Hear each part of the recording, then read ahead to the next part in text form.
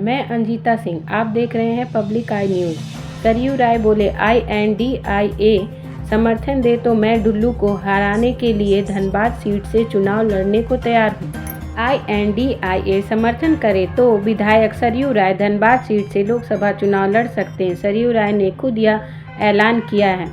वह रविवार को डोरंडा स्थित अपने आवास पर मीडिया को संबोधित कर रहे थे।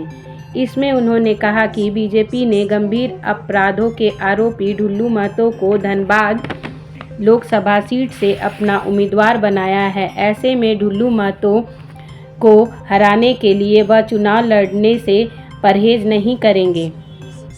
सरयू राय बोले, डुल्लू जैसे दुरंत व्यक्ति को सांसद पहुंचाने से रोकने के लिए मुझे समर्थन दें या धनबाद लोकसभा सीट से किसी ऐसे नेता को उम्मीदवार बनाइए जो चुनाव में जीत हासिल कर सके। बीजेपी और रघुवर दास पर साधा निशाना। सरयू राय ने इस दौरान बीजेपी से जवाब भी तलब किया है। कहा है कि इतने गंभीर अपराधों के आरोपी डुल्लू महतो लोकसभा का टिकट क्यों और किस बुनियाद पर दिया गया, बीजेपी इसका जवाब दे। उन्होंने बिना नाम लिए उड़ीसा के राज्यपाल और पूर्व मुख्यमंत्री रघुवर दास पर भी निशाना साधा और कहा कि धनबाद में अभी जिस जैसी हालत पैदा हुई है वे उन्हीं लोगों की सह पर हुआ है जिन्होंने जमशेदपुर में उनके खिलाफ षड्यंत्र रचा था।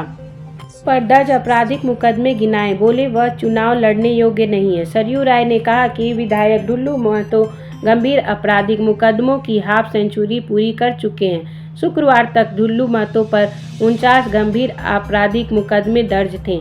शनिवार को कृष्णा अग्रवाल ने उनके खिलाफ मुकदमा दर्ज कराया। सरयू ने कहा कि डुल्लू महतो के खिलाफ दर्ज 21 मामले धारा 307 IPC के, 13 मुकदमे रंगदारी और दबंगई के और 15 मुकदमे आर्म्स और एक्सक्लूसिव एक्ट के अंतर्गत दर्ज हैं। इनमें से 4 मामलों में डुल्लू महतो को सजा मिल चुकी है। इनमें से 3 मामलों में वह 1 साल और 1 मुकदमे में 1.5 साल की सजा काट चुके हैं। कुल मिलाकर वह 4.5 साल की कैद की सजा काट चुके हैं। सरयू राय ने कहा कि सुप्रीम कोर्ट के प्रभाकरन बेनाम P जयराजन केस के फैसले को देखें तो डुल्लू महतो चुनाव लड़ने के लिए कानूनी योग्य नहीं है। इसलिए डुल्लू महतो की विधानसभा सदस्यता रद्द कर देनी चाहिए और उन्हें अगले 6 साल तक चुनाव लड़ने के लिए अयोग्य घोषित कर देना चाहिए। ऑडियो में आवाज़ प्रिंस खान की, लेकिन स्क्रिप्ट किसी और ने लिखी। हर दिन मजदूरों का शोषण करते हैं डुल्लू। सरयू राय ने कहा कि डुल्लू महतो स्वयं को OBC का हितैषी बताते हैं, परंतु अपने विधायक काल में उन्होंने OBC के लोगों पर जितने जुल्म किए हैं उतने किसी ने भी नहीं किए। सरयू राय ने आरोप लगाया है कि BCCL के बाघमारा क्षेत्र के एरिया संख्या 1 से 5 तक के सैकड़ों मजदूर का डुल्लू महतो हर दिन शोषण करते हैं। कि भरे ऑडियो में प्रिंस खान की है आवाज़, स्क्रिप्ट किसी और की। इधर शनिवार को सोशल मीडिया में वायरल हुए उस ऑडियो का भी सरयू राय ने जिक्र किया है जिसके बारे में दावा किया गया है कि वह ऑडियो कुख्यात अपराधी प्रिंस खान ने जारी किया है। सरयू राय ने कहा कि उस ऑडियो में आवाज़ प्रिंस खान की है, लेकिन उसकी स्क्रिप्ट किसी और ने की है। 2 दिन पहले ही विधायक डुल्लू महतो ने कृष्णा अग्रवाल को धमकी दी थी। उसकी और प्रिंस खान के ऑडियो में सिर्फ आवाज़ अलग है, लेकिन स्क्रिप्ट एक समान है। उन्होंने कहा है कि पुलिस मामले की जांच करे। चला कि उनके ऊपर 49 मुकदमे संगीन आपराधिक धाराओं में इन सभी मुकदमों की सूची मुझे लगता है कि आपके पास एक आध दिन के भीतर सॉफ्ट कॉपी के रूप में पहुंच जाता है। और ये जो मुकदमे हैं, मुकदमों में करीब 21 मुकदमे ऐसे हैं जिसमें अटेम्प्ट टू मर्डर का 307 धारा, उसके अलावा भी कई धाराएं हैं। 13 मुकदमे ऐसे हैं जिसमें 384, 85 जो CRPC की धाराएं हैं, जानकारी मांगने का, परेशान करने का, ये धरा गया है। और 15 मामले ऐसे हैं जिसमें आर्म्स एक्ट हुए हैं।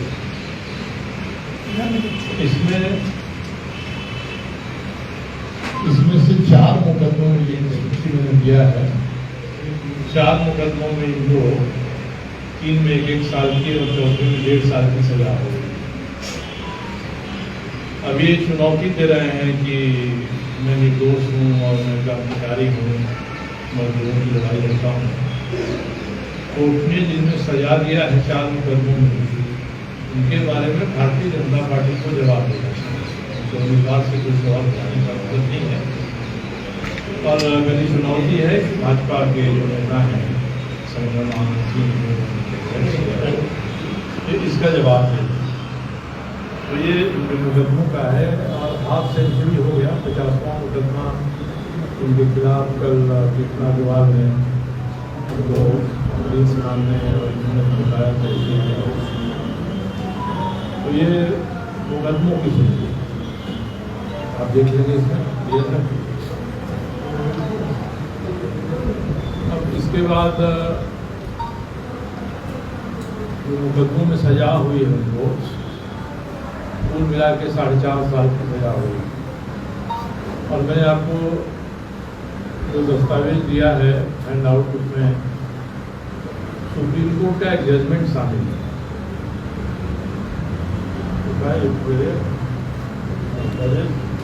राजेश सुप्रीम कोर्ट का जजमेंट शामिल है। उसका जो अपडेटेड वर्जन है मैंने दे दिया उसमें। सुप्रीम कोर्ट ने कहा है उस मुकदमे में कि एक अभियुक्त के खिलाफ अगर कई मुकदमे हैं तो जो ये नियम है कि 2 साल से सजा होगी तो अपनी संस्था चली जाएगी। तो ये सभी मुकदमों में हुई सजा को जोड़ दिया जाएगा और जोड़ने के बाद फैसला।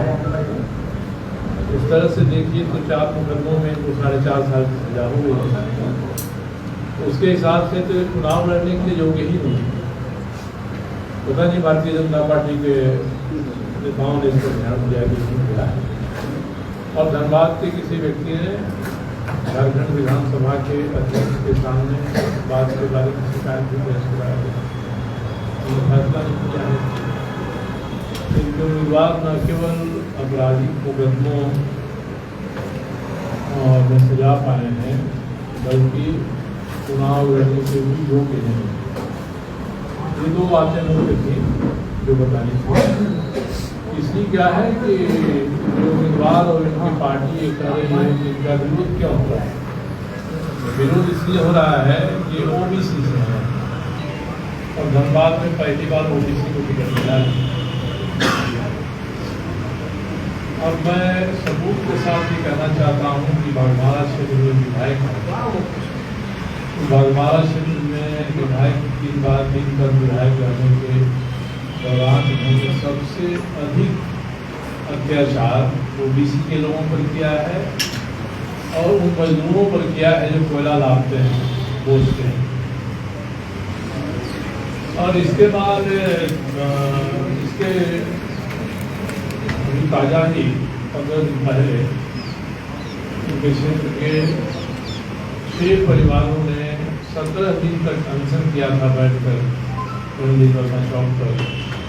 तस्वीरें सभी अखबारों में ही है क्योंकि उनके घरों का पानी बिजली उन्होंने कटवा दिया था। ये चाहते थे कि जमीन के उपयोग के लिए अपनी जाएगी। 2 साल पहले से एक अशोक महतो हैं, तो वही महतो हैं जो ये महतो हैं। उन्होंने एक मंदिर बनाया है, उस मंदिर के सामने उसकी जमीन है। तो चाहते थे कि हम दुकान खोलेंगे तो होगा और पूजा होगा, हमारी जीविका चलेगी। दबाव दिए कि नहीं तुम ये मत करो, ये हमको नहीं। तो इन्होंने इतना अत्याचार किया कि पानी का टैंकर उसके दुकान के सामने खड़ा कर दिया, महीनों खड़ा रहा। बाद में प्रशासन ने हस्तक्षेप किया। और ये सभी बातें भारतीय जनता पार्टी के नेतृत्व को पता है, ये हाल की बातें हैं। फिर भी भारतीय जनता पार्टी ने उनको सबके लोगों समझा है। और एक योग्यता का उदाहरण उन्होंने और दिया है तो कृष्णा अग्रवाल जो हमारे साथ काम करते हैं। उन्होंने भारतीय जनता पार्टी के प्रदेश अध्यक्ष श्रीमान बाबूलाल मरांडी को एक चिट्ठी लिखा कि आपने जो उम्मीदवार दिया है वो उम्मीदवार योग्य नहीं है, कई आरोप हैं। चिट्ठी भेजे जाने के 4 घंटे के भीतर उनके साथ जो भी कहा वो सभी ऑडियो वायरल हुआ है आप सभी के पास है। जैसे सबको प्रॉब्लम किया प्रिंस खान का की तरफ उठाया। अब उसके बाद प्रिंस खान ने कल एक और ऑडियो जारी किया। ऑडियो में आवाज़ तो प्रिंस खान की है, क्योंकि वहाँ जो पहले सीनियर एसपी रहे थे उनसे पूछा है। अभी जो उनसे पूछा, कई पुलिस अधिकारियों से, थाने वालों से उन्होंने पूछा, आवाज़ लोगों ने की आवाज़ उसी की है, आवाज़ तो उसकी है, मतलब स्क्रिप्ट उसकी नहीं है। स्क्रिप्ट किसने लिख कर दिया है इस काम को, जांच इसकी होनी चाहिए। क्योंकि कृष्णा अग्रवाल से जिस भाषा में बात किया भाजपा के और जिस भाषा में बात कर रहे हैं प्रिंस खान, उन दोनों में बड़ी कॉमन है और दोनों के स्क्रिप्ट में भी साझेदार है। तो इसकी जांच होनी चाहिए, सारे मामलों की जांच होनी चाहिए। और जो उम्मीदवार योग्य भी नहीं है चुनाव लड़ने के लिए, उसको भाजपा ने दिया कि जब आज भाजपा के लोगों को देना पड़ेगा। इतनी ही बात आप लोगों के बीच में हो जाएगी थी। अखबारों की कटिंग देखेंगे तो 100 से भी 70 हम लोगों के पास है जो योग्यता का बखान करती है और ये क्या करते रहते हैं उससे बखान करती है। इसी सीएल के 5 एरिया नंबर 1 to नंबर 5, जो कोई भी वहाँ अगर 1 टन पर 1200 रुपये की अधिकारी नहीं देगा तो BCCL का ड्यू देने के बाद भी वो कोयला वहाँ से उठा नहीं सकते। 2012 में वहाँ जो हार्डकोट का पढ़ना चलाने वाले उन्होंने आंदोलन किया था, हम लोगों की सरकार मुख्यमंत्री तक आए थे, कुछ हुआ नहीं। वहाँ के मजदूरों का सवाल उठा, विधानसभा के में ध्यान आकर्षण आया, ध्यान आकर्षण समिति ने धनबाद के एसपी किसी को भी बुलाया और श्रम विभाग के सेक्रेटरी को भी बुलाया। उसमें बातें हुई कि मजदूरों को रोजगारी देनी पड़ती है, उनको पूरा वेतन नहीं मिलता है।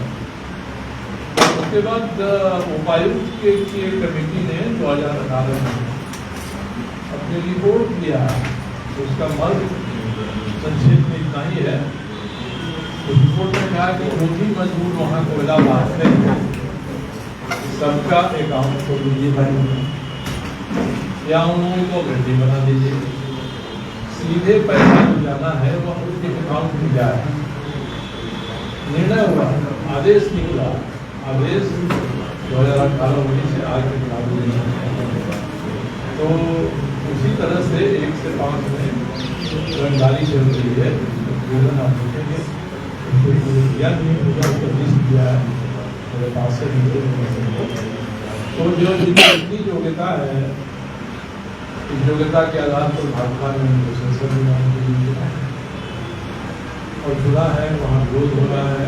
तो विरोध का जवाब दुबई में बैठकर प्रिंस खान को, प्रिंस खान का मुझसे नाराज होना स्वाभाविक है, क्योंकि जब प्रिंस खान का उत्पाद धनबाद में सालों पहले इतना अधिक बढ़ गया कि हर व्यवसायी के पास उसका व्हाट्सएप कॉल, FaceTime कॉल आता था और अधिकारी मांगते थे, और जो नहीं देता था उस पर गोली चल जाती थी।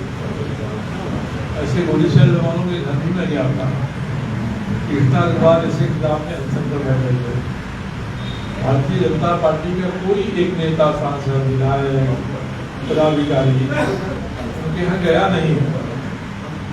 मैं 2 दिन के बाद गया, मुख्य सचिव से बात कराया और तय हुआ कि ये सरकार केंद्र की सरकार को लिखेगी कि आप प्रिंस खान जो दुबई भाग गया है पुलिस भाषा वीसा लेकर यहाँ से, उसका प्रत्यावर्तन कराइए। और मैंने वो कागज आपको दे दिया है, मेरे जवाब सरकार ने दिया है। वह कागज मैंने आपको सॉफ्ट कॉपी में भेज दिया है, जिसमें यहाँ की सरकार ने, झारखंड की सरकार ने भारत की सरकार के गृह मंत्रालय को लिखा है कि कहा है कि इसको वापस बुलाइए, इसका पासपोर्ट कैंसिल कराइए। 6 महीना हो गया। भारत सरकार ने क्या कार्रवाई किया है, जरा भाजपा के नेताओं को गृहमंत्री से पूछना चाहिए, और नहीं किया है तो क्या आपके स्थान का उपयोग लोकसभा चुनाव में करने की इच्छा है भाजपा के स्थानीय नेताओं के यहाँ पर, इसलिए प्रिंस खान बढ़ कर बोल रहे हैं। तो प्रिंस खान ने जो कल चुनौती दी है, मैं धमकी नहीं मानता हूँ, चुनौती मानता हूँ, उसको मैं स्वीकार कर रहा हूँ, और मैं भी अब ये जान से इसमें लग जाऊँगा कि हाथ में हथकड़ी और कमर में रस्सा लगाकर भारत की सरकार प्रिंस खान को दुबई से बुलाए, और इसके जितने गुर्गों पर कार्रवाई उन्होंने अभी तक किया है, इस बात जो बचे हुए हैं सभी गुर्गों पर कार्रवाई करें। मैं चुनाव आयोग से ही बात करूँगा। तो धनबाद में लोकसभा का चुनाव शांति में नहीं हो सकता है। एक तो जो उम्मीदवार है उसकी धमकी अलग, उसके सहयोगी प्रिंस खान की अलग, और प्रिंस खान के साथ इनकी जेल में रहने के दौरान की दोस्ती है। उस पहले 2004 में जिंक कंपनी का स्क्रैप उठाने के मामले में प्रिंस खान के लोगों के साथ उनके छोटे भाई पर भी मुकदमा हुआ है। तो इनकी दोस्ती, इनकी मित्रता, इनका साथ प्रिंस खान से खिलाना है। जेल का भी है, जेल के बाहर का है, 7 साल का है। तो जो धमकी देने वाले चुनाव में रहेंगे तो चुनाव कैसे निष्पक्ष हो, ये सोचना पड़ेगा चुनाव आयोग को। और भारत की सरकार चुनाव के बीच में दुबई से प्रत्यार्पण संधि है भारत की सरकार, वो संधि के आधार पर बुलवाए दुबई में, यूएई में कहीं अभी बैठा है, और वो व्हाट्सएप कॉल कर रहा है, लोगों को दिखा रहा है, और हम लोगों को भी धमकी देने की जरूरत इन्होंने किया है। अगर मेरे इस एक्शन के कारण वो नाराज हैं तो उनके खिलाफ धरना पर बैठे व्यवसायियों के प्रतिनिधि के यहाँ जाकर उनकी आवाज़ उठाया, विधानसभा में महानगर में प्रस्ताव लिया, और उसके कारण उनको प्रत्यापित करने की बात की। अगर ये इनकी नाराजगी के कारण है तो उनकी नाराजगी का कारण सही हो सकता है, मगर मुझे उन्होंने धमकी दिया है, इसको मैं चुनौती मानता हूँ। और अपराधी जितना भी बड़ा है, चलेगी कानून की, चलेगी व्यवस्था की, और भारत की सरकार इतना जल्दी उसको ला सकता है, यहाँ ला सकती है। यहाँ पर किस पर निर्भर करता है कि भारत की सरकार धनबाद में शांतिपूर्ण चुनाव चाहती है या नहीं चाहती है। ये तो उनके इलाकों पर भी संदेह करता है, इलाकों में कहते थे। इसके बाद आपको जो भी आवश्यक होगा सर, ये मामले चुनाव प्रभावित कर सकता है, चुनाव प्रभावित हो सकता है। ये भी बात तो मैंने कहा है। सर, आप चुनाव लड़ेंगे या नहीं? आप चुनाव लड़ेंगे कि नहीं? क्योंकि चुनाव स्वीकार कर रहे हैं, इसका मतलब चुनाव स्वीकार कर रहे हैं, धनबाद से चुनाव लड़ेंगे कि नहीं? आप ये धनबाद से लड़ने की चुनौती को प्रिंस खान ने दिया तो जवाब दे रहा है, उनको इस गारंटी नहीं दे रहे हैं। तो मामला तो संदर्भ इसी का है, एमपी चुनाव का है। चुनाव में और एमपी चुनाव के 7-9 साल पहले से धनबाद में जो परिस्थितियाँ उत्पन्न हुई हैं, वे परिस्थितियाँ इसका कारण हैं। और हमारे कई साथी बैठे हुए हैं, इन लोगों ने दौरा किया है धनबाद का, सभी विधानसभा क्षेत्रों का। मैं भी जब धमकी मेरी कृष्णा अग्रवाल को तुमसे मिलने गया, उनके साथ खड़ा हुआ, भी घूमा भ्रमण किया। लोगों की मांग है, लोग चाहते हैं तो मैं यहाँ चुनाव लड़ूँ। मैंने इनसे ही कहा, इसका लोग मजाक उड़ा रहे हैं। भाजपा के लोगों ने तरह की मीटिंग में मजाक उड़ाया, ये मेरे पास पैसा नहीं, इतना धन नहीं है कि मैं चुनाव में कुछ जाऊँ। आप धन की व्यवस्था करा दें, तरुण धन के साथ मुझे पुकार है, आप पुकारेंगे, पीछे नहीं हटूंगा। तो मैंने कहा है उनको। और मैं चाहता हूँ कि जो इंडिया अलायंस है, इसमें ये सीट कांग्रेस को मिली, और मैंने अपनी बात कांग्रेस के विधायक दल के नेता आलमगीर आलम साहब सहित कई लोगों तक पहुँचाया है ये सीट आपके कोटे में है, आप हर बार उम्मीदवार खड़ा करते हैं, हर बार उम्मीदवार आपका हारता है, इस बार भी खड़ा कर रहे हैं कि हारेगा।